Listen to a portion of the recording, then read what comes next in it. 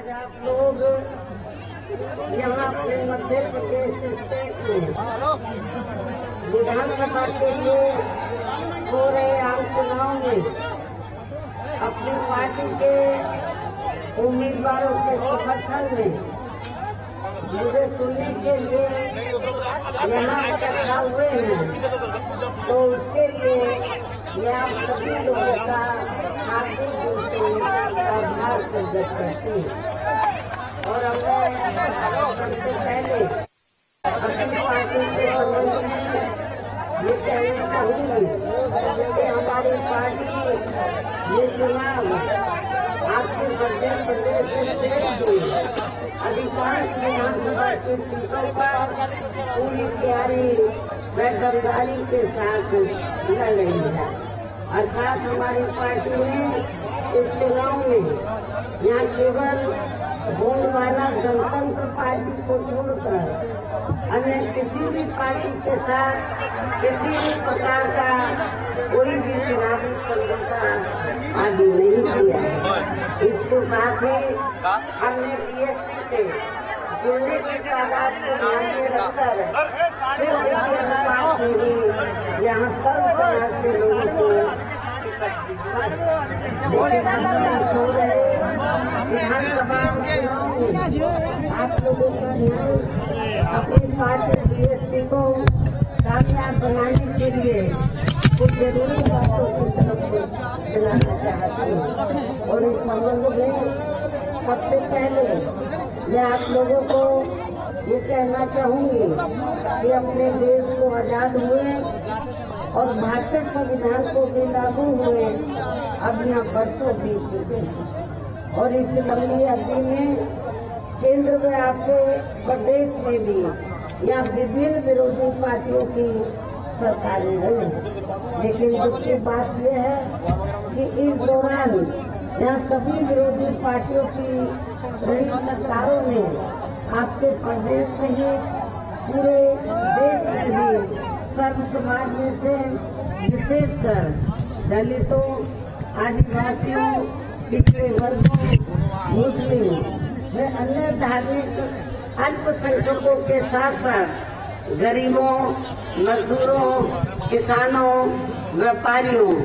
एवं अन्य मेहनतकश लोगों का भी पूर्ण रूप से विकास व उत्थान आदि नहीं हो सका है। जिनकी सरकारों की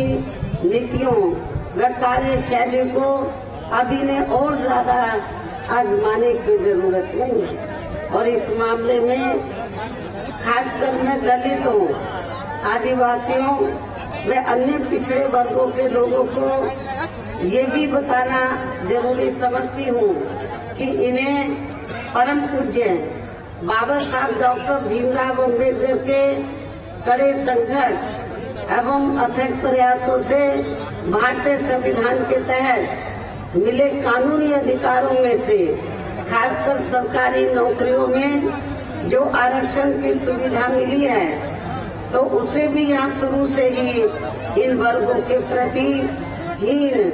व जातिवादी मानसिकता रखने वाली सभी विरोधी पार्टियों की रही सरकारें प्रभावहीन बनाने में तथा इसे अब धीरे धीरे खत्म करने की भी पूरी कोशिश में लगी हुई है। यही मुख्य वजह है कि देश में आजादी के बाद व शुरू में केंद्र में अधिकांश राज्यों में भी काफी लंबे समय तक सत्ता में आसीन रही कांग्रेस पार्टी ने और अब पिछले कुछ वर्षों से केंद्र एवं काफी राज्यों में भी बीजेपी व अन्य विरोधी पार्टियों की रही सरकारों ने इनका आरक्षण का कोटा अभी तक भी पूरा नहीं किया है। पदोन्नति में आरक्षण को तो इन्होंने मान्य कोर्ट की आड़ में काफी हद तक खत्म ही कर दिया है। और इस मामले में लगभग यही खराब स्थिति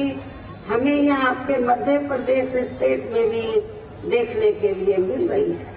इसके साथ ही अब इन वर्गों के लोगों को प्राइवेट सेक्टर में आरक्षण दिए जाने की व्यवस्था किए बिना ही केंद्र व राज्यों में भी ज्यादातर सरकारी कार्य यहाँ प्राइवेट सेक्टर के जरिए देश के अधिकांश बड़े बड़े पूंजीपतियों व धन्ना सेठों को ही दिए जा रहे हैं, जिसके कारण अब पूरे देश में इन वर्गों के लोगों को आरक्षण का बहुत कम ही लाभ मिल पा रहा है। और इससे अब पूरे देश में दलितों व आदिवासियों के साथ साथ अन्य पिछड़े वर्गों को भी काफी ज्यादा नुकसान हो रहा है। जबकि अन्य पिछड़े वर्गों के लोगों को ये भी मालूम होना चाहिए कि इन्हें जो आरक्षण की सुविधा मिली है, अति पिछड़े वर्ग के लोगों को ये देन कांग्रेस पार्टी की नहीं है, बीजेपी एंड कंपनी के लोगों की नहीं है, बल्कि बहुजन समाज पार्टी की है। आप लोगों को मैं ये याद दिलाना चाहती हूँ कि जो अति पिछड़े वर्ग के लोग हैं, जिनको SC ST की तरह आरक्षण दिलाने के लिए हमारे लोगों ने बहुत पहल की, पार्टी ने बहुत पहल की। मंडल कमीशन की रिपोर्ट आई इसको लेकर, केंद्र में कांग्रेस पावर में थी, लेकिन कांग्रेस ने इसे लागू नहीं किया। आज जो कांग्रेस पार्टी के नेता ये बढ़ चढ़ के बात कर रहे हैं कि जातीय जनगणना होनी चाहिए, किस मुंह से ये लोग जातीय जनगणना की बात कर रहे हैं? जिन्होंने अति पिछड़े वर्ग के लोगों को आरक्षण नहीं दिया, मंडल कमीशन की रिपोर्ट लागू नहीं की, तो वो जातीय समीकरण को जातीय जनगणना की जो बात कर रहे हैं, वो केवल अति पिछड़े वर्ग के लोगों को गुमराह करने के लिए। इसलिए अति पिछड़े वर्ग के लोगों को मैं ये बताना चाहती हूँ कि आप लोगों को इस किस्म की पार्टियों से जो हवाई बातें करते हैं, उनसे बहुत सावधान रहना है, क्योंकि अन्य पिछड़े वर्ग के लोगों को ये मालूम होना चाहिए, इन्हें मंडल कमीशन की रिपोर्ट के तहत आरक्षण की ये सुविधा केंद्र में कांग्रेस पार्टी की रही सरकार में नहीं मिली है, बल्कि बीएसपी के कड़े संघर्ष एवं अथक प्रयासों से ही केंद्र में रही श्री बीपी सिंह की सरकार में इन्हें ये सुविधा मिली है, जिसका अब यहाँ जातिवादी विरोधी पार्टियों की सरकारें इन्हें पूरा लाभ नहीं दे पा रही हैं। इसके साथ ही श्री बीपी सिंह की सरकार में इन वर्गों के मसीहा परम पूज्य बाबा साहब डॉक्टर भीमराव अम्बेडकर को भी यहाँ भारत रत्न की उपाधि से सम्मानित किया गया है, जिसके लिए वो हर प्रकार से पात्र भी थे, जो बहुत पहले ही इनको ये सम्मान मिल जाना चाहिए था, जिसके लिए विशेषकर कांग्रेस पार्टी प्रमुख तौर से जिम्मेवार व कसूरवार भी है। इससे इन वर्गों के प्रति इस पार्टी की हीन व जातिवादी मानसिकता साफ झलकती है, जिसमें फिर इनके कारवा को, यानी कि जिस कांग्रेस पार्टी ने फिर इनके कारवा को आगे बढ़ाने वाले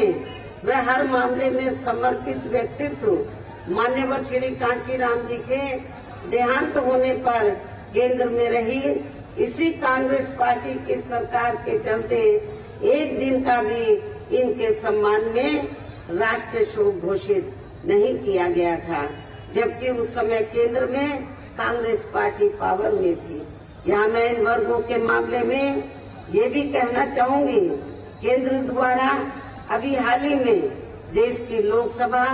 व राज्य विधानसभाओं में महिलाओं को जो 33% आरक्षण देने की व्यवस्था की गई है, तो उसमें SC ST व OBC वर्गों की महिलाओं को अलग से कुछ भी आरक्षण नहीं दिया गया है।